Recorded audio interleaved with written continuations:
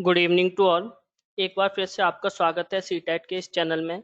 आज हम सीटेट की इस क्लास में पॉलिटिकल साइंस क्लास 6 एनसीईआरटी का एक चैप्टर करने जा रहे हैं जिसका नाम है स्थानीय सरकार और प्रशासन।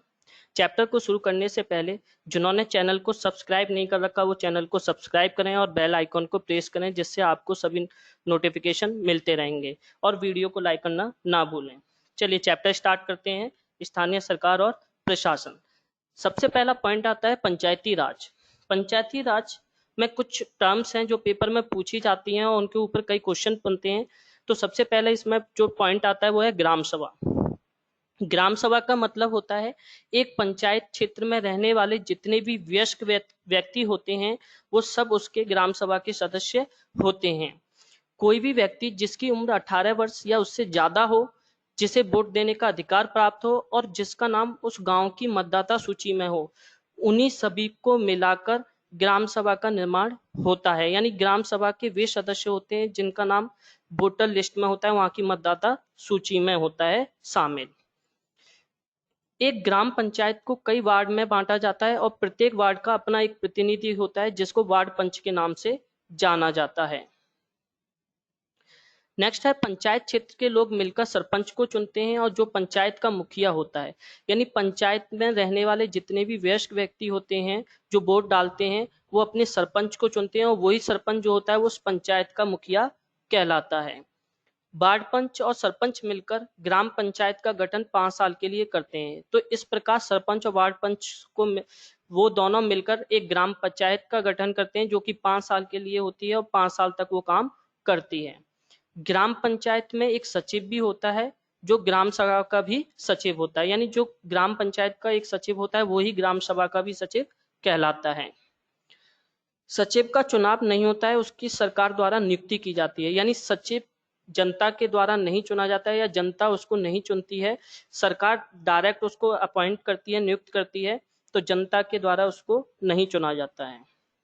सचिव का जो काम होता है वो ग्राम सभा और ग्राम पंचायत की बैठकों को बुलाकर और जो भी चर्चा और निर्णय हुए उनका एक रिकॉर्ड रखना। यानी ग्राम सभा और ग्राम पंचायत के द्वारा जो चर्चाएं की गई हैं, जो निर्णय लिए गए हैं, उनका रिकॉर्ड रखना, उनकी बैठकें बुलाना, ये सचिव का काम होता है इम्पोर्टेंट।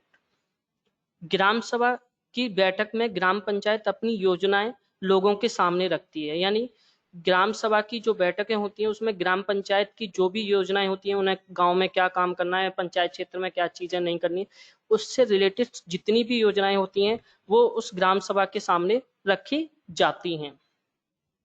ग्राम सभा पंचायत को मनमाने ढंग से काम करने से रोक सकती है, साथ ही पैसों का दुरुपयोग एवं कोई गलत काम ना हो इसकी निगरानी भी करती है। यानी ग्राम सभा जो होती है उसके ऊपर एक बहुत बड़ी जिम्मेदारी होती है कि पंचायत किसी भी तरीके से कोई गलत काम ना कर पाए और उसके पास जो धन है उसका गलत प्रयोग ना कर पाए, इसकी निगरानी करना ग्राम पंचायत का काम होता है। ग्राम पंचायत की नियमित रूप से बैठकें होती हैं। उसका मुख्य काम उसके क्षेत्र में आने वाले गांव में विकास कार्यक्रम लागू करवाना होता है।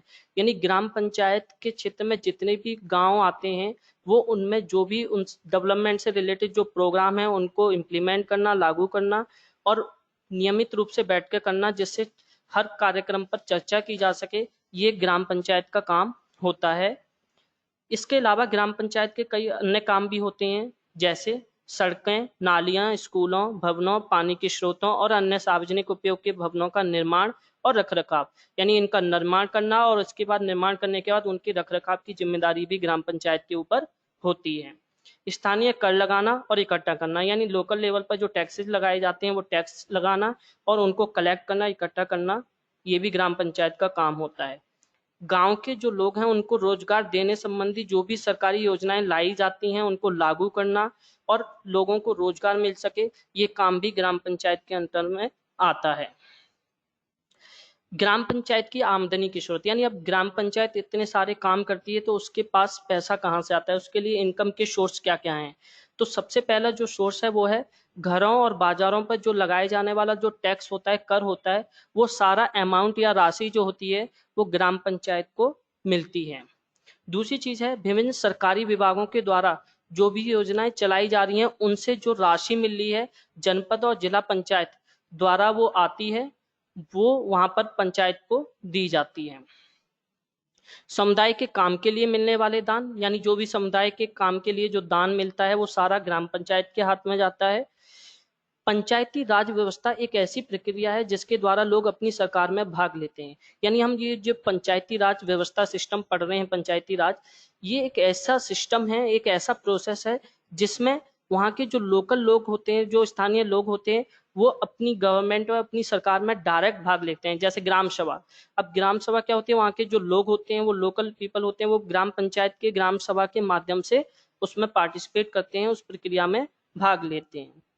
पंचायती राज 3 स्तर पर होता है। ये सभी को पता है कि हमारे पूरे भारत में पंचायत को 3 स्तर में बांटा गया है। सबसे पहला है ग्राम पंचायत, दूसरा है पंचायत समिति या जनपद पंचायत या विकास खंड, इसको अलग अलग नामों से अलग अलग स्थानों पर जाना जाता है, और तीसरा है जिला परिषद। इस प्रकार भारत में 3 स्तर पर पंचायती राज है: ग्राम पंचायत, पंचायत समिति या विकास खंड या जनपद पंचायत, और जिला परिषद। नेक्स्ट है गांव का प्रशासन। अब ये जो गांव का प्रशासन होता है, एडमिनिस्ट्रेशन की बात करते हैं, वो कैसे चलता है, क्या होता है, इसमें क्या क्या चीजें होती हैं, उनके क्या काम होते हैं, थोड़ा सा उसके बारे में जानते हैं। अगर हम भारत की बात करें तो भारत में, पूरे भारत में 6 लाख से अधिक गांव हैं, यानी एक बहुत बड़ी संख्या है गांव की। गांव के अंदर प्रशासन में कई लोग हैं जो काम करते हैं अलग अलग पद पर, तो उनमें से जो इम्पोर्टेंट है यहाँ पे हम उनकी ही चर्चा करने जा रहे हैं।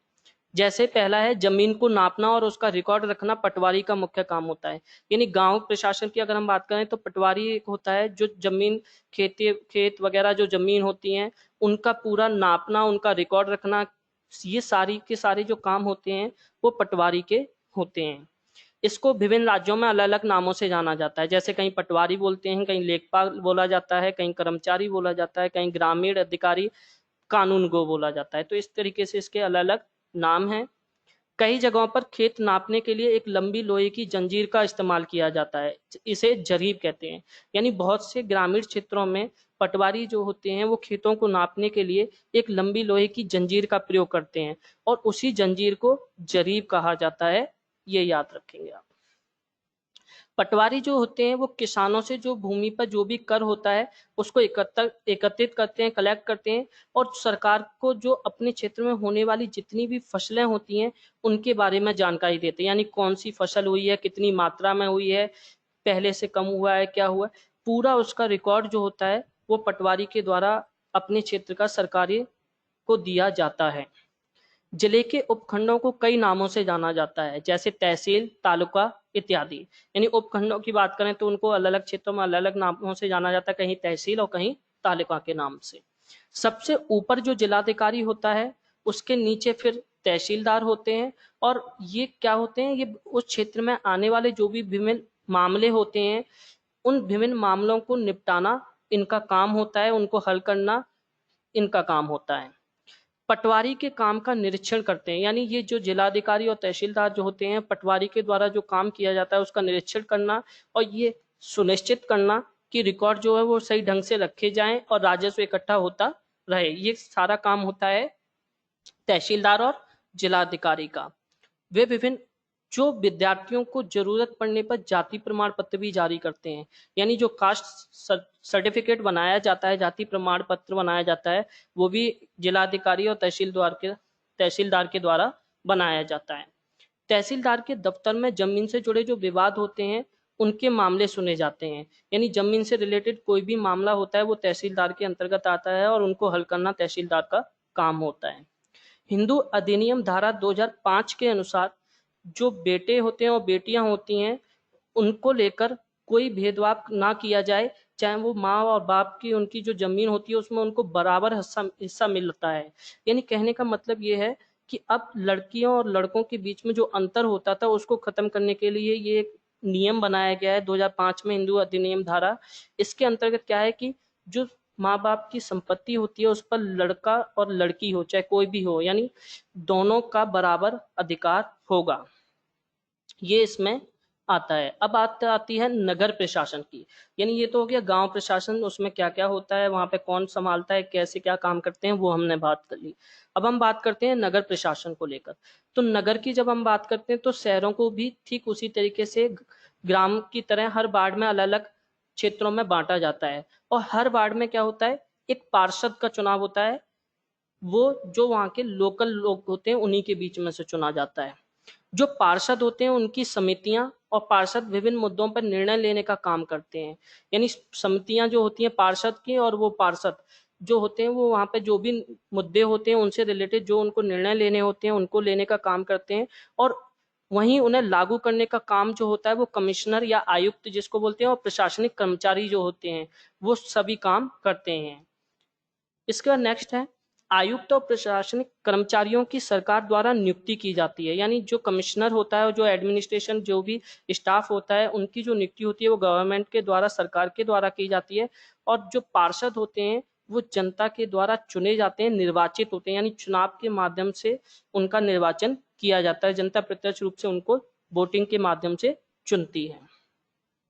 नगर निगम जो होता है उसके पास एक बहुत बड़ी राशि जो होती है वो टैक्स के रूप में प्राप्त होती है, जैसे संपत्ति पे कर लगाना, पानी, बिजली, शिक्षा, मनोरंजन, इन सब मनोरंजन पर कर जो लगाया जाता है, इन सभी पर जो टैक्स लगाया जाता है वो सीधे सीधे किसको जाता है, नगर निगम को जाता है। यानी नगर निगम की जो आय का एक सबसे बड़ा जो स्रोत है वो क्या है, कर, टैक्स के रूप में जो उनको प्राप्त होता है। इसके बाद नेक्स्ट है, 1994 में सूरत शहर में भयंकर प्लेग की बीमारी फैली थी। यानी क्वेश्चन ये बनता है कि प्लेग की बीमारी कब और किस शहर में फैली थी, तो 1994 में फैली थी, जो कि सूरत शहर में फैली थी।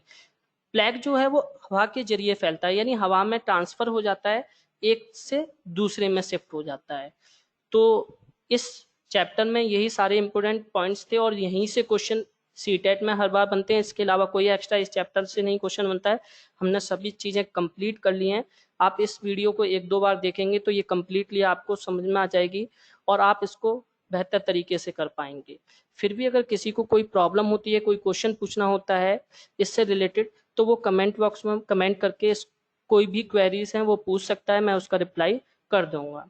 तो चैनल को सब्सक्राइब जरूर कीजिए, जिन्होंने सब्सक्राइब नहीं कर रखा है बेल आइकन को प्रेस कीजिए और शेयर कीजिए और वीडियो को लाइक करना ना भूलें। Thank you.